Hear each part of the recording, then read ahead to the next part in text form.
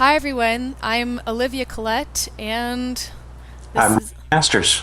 this is Making Nice, and today we're making nice on labels. And Randy, you recently wrote a blog about political labels and what they mean. So why don't you tell us a little bit about the content of that blog?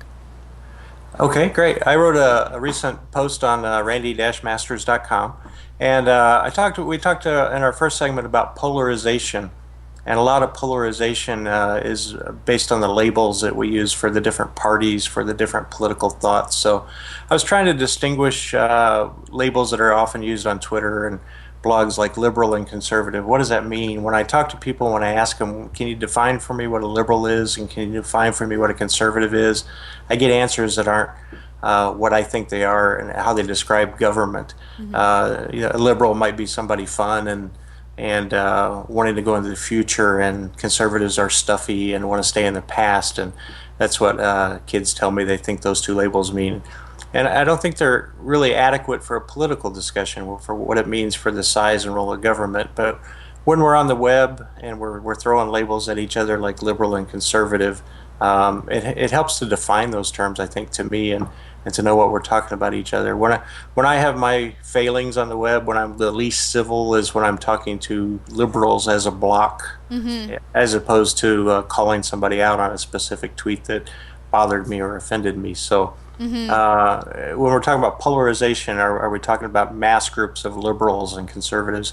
And does liberal and conservative even mean the same thing in the United States and Canada? So that's something I can learn from you on what those terms mean in Canada. Yeah, I mean, I have to say, I'm always mystified at the way word liberal is used in the U.S. because it's used uh, to mean, left leaning, leaning politics that serve to socialize a bunch of services that are otherwise private, and that's not a liberal. A liberal is a capitalist dude, who works Mm. with big businesses, who gets them to fund his election campaign. A liberal is, I mean, we have this idea that a liberal is a middle of the road guy because in Canada, liberals have characteristically been swayed by public opinion on certain issues that probably didn't matter to them that much. But in terms of their fiscal agenda, they're very, very conservative. I mean, Mm. the proof to me is in the pudding with Premier Jean Charest, who is, I guess, the equivalent of governor in Quebec. Mhm. And he used to be the leader of the Conservative Party on the federal level, and then having lost royally the federal election, he downgraded, I guess, and he was hugely popular in this province. He got the seat that he wanted. He's been premier for years and years and years now, and when he Mhm. came in, people were shocked that he was cutting social programs. They were shocked, Shacked. you know, and So the became labels didn't quite fit, maybe. well. I don't think it's because I don't think it's merely because he was a conservative who had switched over to liberal. I think it's because cut government spending quite a bit. Mm. A liberal premier was leading New Brunswick. Frank McKenna, his name was, and he a lot of business into New Brunswick because the cost was relatively low at the time, and he got a bunch of call centers, opened in New Brunswick at the time, and that was his solution to getting back on certain government jobs, but they were like the first to go when he went in.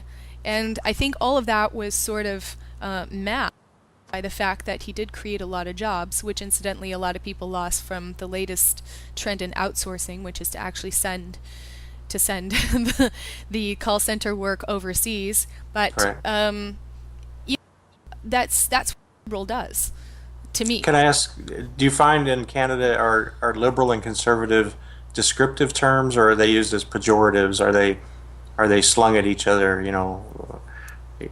Liberals do this and conservatives do that, in a pejorative sense, in a polarized sense. They actually don't. I mean, it's, if you call someone a conservative, maybe you mean it as an insult, but I mean that's the name of the party. The name Mm. of the party it's the Conservative Party. The name of the Okay. Liberal Party is the Liberal Party. So it's very for it to be an insult.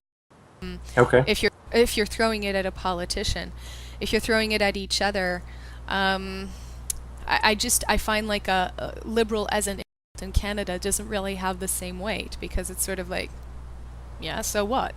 You know, Okay. it doesn't it, and there's I think if there's anything that the last elections results told us is that, not only is there not a huge difference between conservatives and liberals, but people would rather have conservatives than liberals Mm. leading the country. The liberals had their chance, and Mm.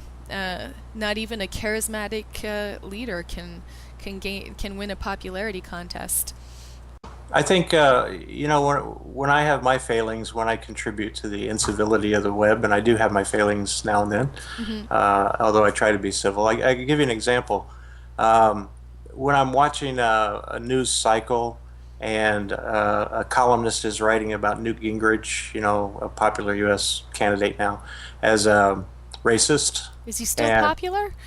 yeah, Yeah. popular, my team maybe, and Anyway.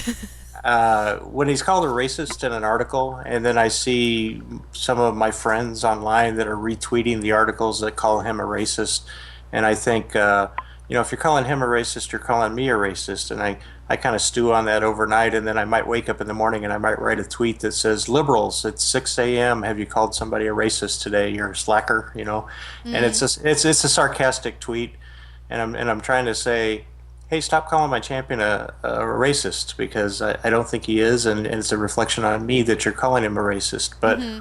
But my failing is, and Nell Minow, my friend, the movie mom, points this out now and then to me, is that I'm using it as a broad brush against all liberals when I really should be just calling out maybe the two or three people whose tweet kind of irritated me and say, hey, quit calling my guy a racist. But I use the term liberal in a pejorative and a broad Hmm. base, and that's when I fail in the civilities. I think labels are part of the polarization. When we step away from the label Hmm. and we say to each other in a conversation, "Hey, stop calling my guy a racist," is a different thing to say than to blast a tweet out to all liberals everywhere. But Hey, a sarcastic tweet. I've got to say, when people, call Barack Obama a socialist or a communist, I'm pretty offended by that. I'm Mhm. offended by it because, I think it demeans the experience of people who actually had to live in a communist regime. Mhm. In terms of socialism, uh, look, I don't know the specifics of Obama's healthcare program. I understand that it certainly doesn't resemble to a T what we have in certain parts of Canada. Mhm. Um, if somebody were to tell me that it weren't perfect and I read it myself and whatever, I mean, look, I'm willing to accept that it's not perfect. But even if the United States on universal health care, you still wouldn't have a socialist country. And so I feel like those terms are kind of thrown around. And when that happens, I mean, I find that more disturbing than liberal, you know? Mhm. Because to me, it's like, well, at some point they'll meet a liberal, they'll meet a liberal, a real liberal, and realize that they're just as conservatives as the conservatives, you know. Right. But and I mean that form of, I mean, liberalism in itself, in Europe, liberal. That's exactly what they are. In fact, the Liberal Party and the Conservative Party in England joined forces, because they formed a coalition. I mean, that's how close together they are in agenda. Mhm. Um, and but yeah, no, I find throwing around socialism and communism pretty loosely as an insult, I get Right. offended by that. And that goes back to a couple thoughts there. As we meet each other, it offers those labels, and it also gives us an occasion to learn from each other. So I can learn. I probably have sent out a tweet or two that said Barack Obama was a socialist. So Yeah. my apologies if I offended you there. I'm probably going to write a blog post about that. But Yeah. on the post I wrote about labels, I challenged the readers: can you define your political opposite's worldview in positive terms? I could easily describe liberals, who are my political opposite, in negative terms, and probably do every day. My challenge is: can I define their worldview in a positive sense? If I said liberals believe that government is our best expression of how we care for each other. It's how we pool our money together and maximize our resources and care for each other. If I can describe my political opposite in positive terms, it kind of takes the edge off. And I still disagree with them. I still disagree that that's the right answer. But if I can describe you in positive terms, it takes the edge off in polarization and argument. So, Yeah.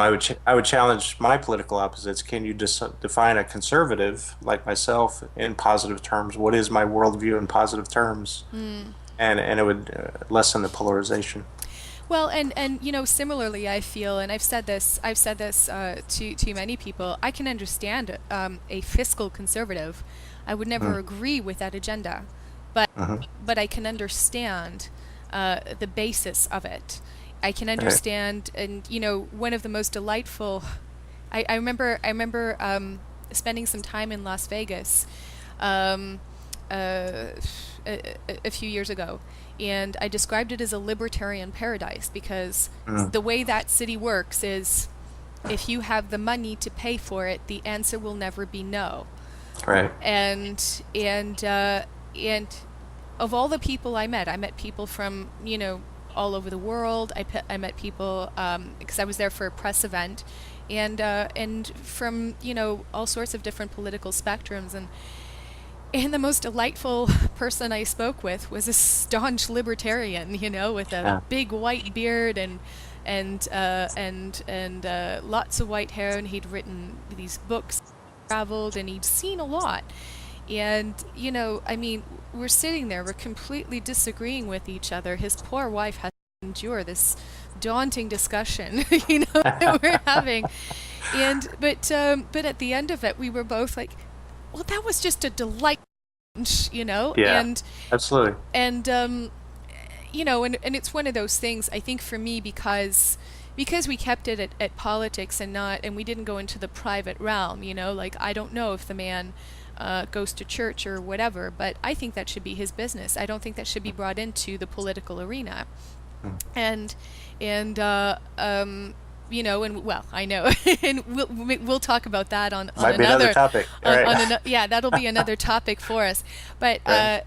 but the point is, I could understand his standpoint on a lot of issues, and he and I talked about the oil in Alberta, and he felt we weren't exploiting it enough. And yeah, and it's funny because there isn't a more conservative province in all of Canada than Alberta, but Mm. can't please everyone. Uh, Right.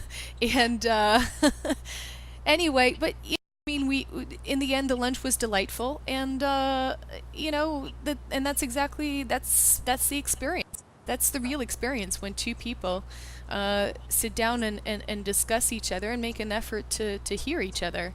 Mm. You don't have to agree, but that doesn't have to be the why does that have to be the end goal? Having a You know, it discussion should be actually the end. it actually doesn't get better than that for a political junkie to have that discussion, and that's why mostly I hang out online with my political opposites. My Mhm. Twitter follow list are not people who agree with me. They're my political opposites, and that's because I relish that conversation and engaging with somebody I disagree with, in a civil manner. And So we're going to have to wrap it up. And I just want to remind anyone who wants to leave a comment, we're hoping to lead by example. And, once we see your comments, maybe we could even respond to some of them in a segment. But yeah, keep it civil, keep it clean, and make nice, just like we are. And yeah, and we'll see you for the next. I enjoyed the conversation. Thank you. Me too. Thanks. Bye bye.